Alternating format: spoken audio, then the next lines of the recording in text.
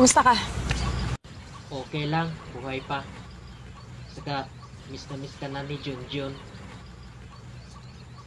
Siya ka pala, nakapatatak na ako at nagpatuli.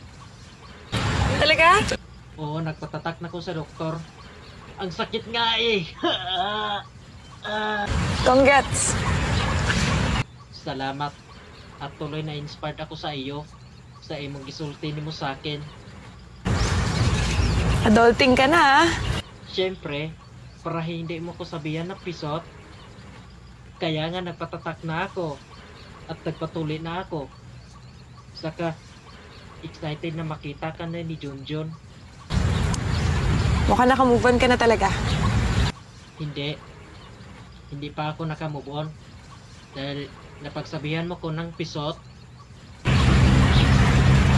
Kapag nag-chat tayo, lagi mo yan sinasabi sa akin na pisot ako. Kaya masakit sa feelings. Nakakasakit ako. Kaya sana tanggapin mo na ako. Hindi na ako pisot. At handa ako na ibigay yung kaligayahan mo.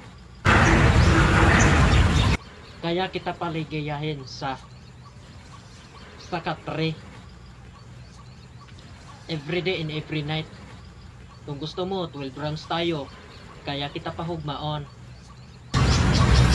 Kaya nanghingi ako ng advice sa mga kaibigan ko. At pinapractice ko hanggang sa maging expert ako. At kaya kita pasayahin. Kaya ko pabalikin ang tubig patungong dagat. Hindi ko magawa sa iyo ulit na masakitan kita up to 100 years. Kaya ako na nga ulit. Diba, sabi ko sa'yo dati hindi ko kaya. Mas lalong hindi ko kaya na wala ka sa tabi ko. Kaya nga nagbalik loob ako sa iyo para higugmaon tika usab forever and ever and happily ever and after.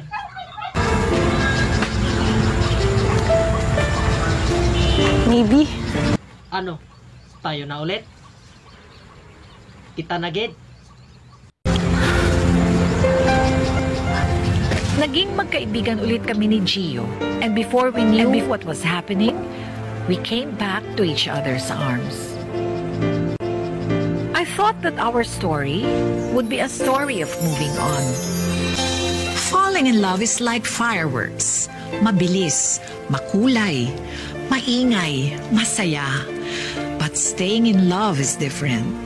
Dito na papasok ang totoong requirements ng isang committed relationship.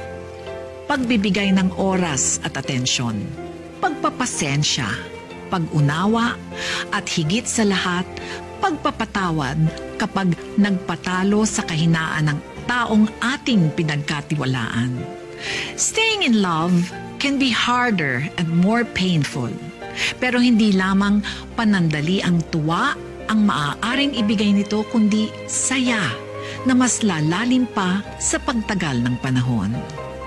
Ito po si Charo Santos na nagpapaalalang ikaw ang bida sa kwento ng iyong buhay. Magandang gabi po, mga kapamilya.